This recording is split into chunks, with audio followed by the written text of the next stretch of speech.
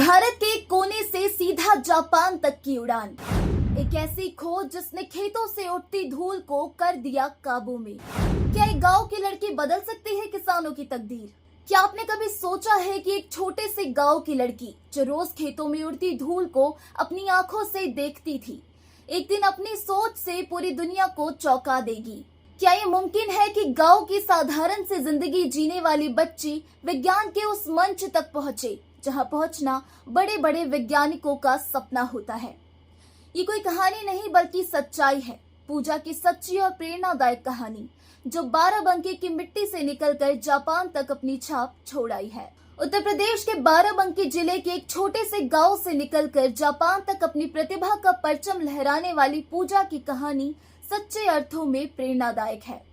पूजा कोई आम बच्ची नहीं बल्कि अपने गांव की मिट्टी से जुड़ी एक ऐसी बाल वैज्ञानिक है जिनकी सोच ने न केवल अपने गांव बल्कि देश भर के किसानों के जीवन में बदलाव लाने की उम्मीद जगाई है। खेतों में काम करने वाले मजदूरों और किसानों की सबसे बड़ी परेशानी होती है थ्रेशिंग, यानी अनाज निकालने की प्रक्रिया के दौरान उड़ने वाली धूल और गंदगी, जिससे सांस की दिक्कत, आंखों में जलन और थकावट जैसी समस्याएं हो जाती है।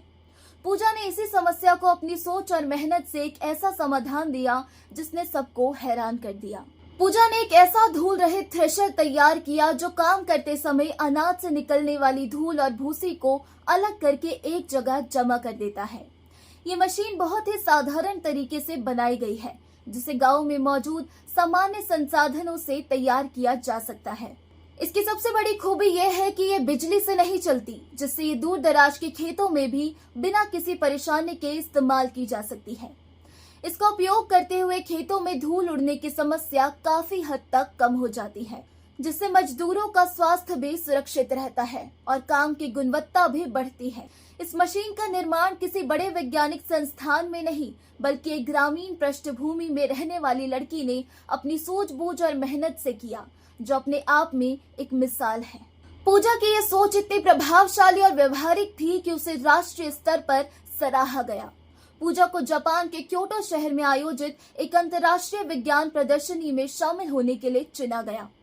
यह अवसर न केवल उनके लिए गर्व का विषय था बल्कि पूरे भारत के लिए सम्मान की बात थी कि एक गांव की बाल वैज्ञानिक ने वैश्विक मंच पर अपने देश का नाम रोशन किया। पूजा की यात्रा केवल एक विज्ञान परियोजना तक सीमित नहीं है बल्कि यह इस बात का प्रमाण है कि अगर मन में जिज्ञासा हो, सोच रचनात्मक हो और इरादे मजबूत हो तो कोई भी सपना साकार किया जा सकता है।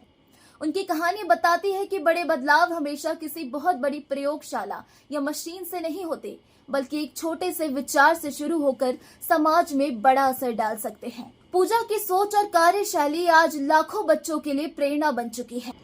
वह यह संदेश देती है कि अगर आप अपने आसपास की समस्याओं को गहराई से देखें और समाधान की दिशा में सोचें तो आप भी एक बदलाव ला सकते हैं।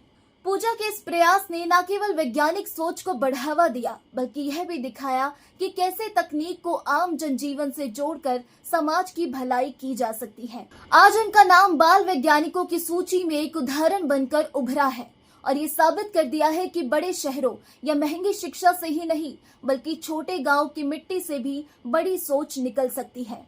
पूजा का यह सफर न केवल विज्ञान की दुनिया में बल्कि पूरे समाज के लिए एक उज्जवल दिशा का संकेत है। इस मुद्दे पर आपकी क्या राय है? अपने विचार हमें कमेंट कर जरूर साझा करें।